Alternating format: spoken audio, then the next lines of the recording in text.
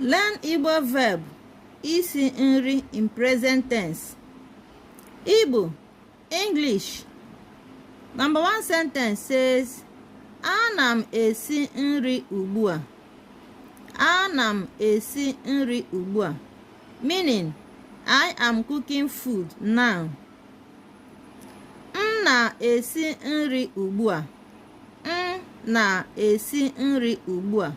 Meaning, I am cooking food now also. Remember, anam is the same thing with mna. Anam means I am, while mna is also I am. I. Anam, I. Anam esi nri. Anam esi nri. I am cooking.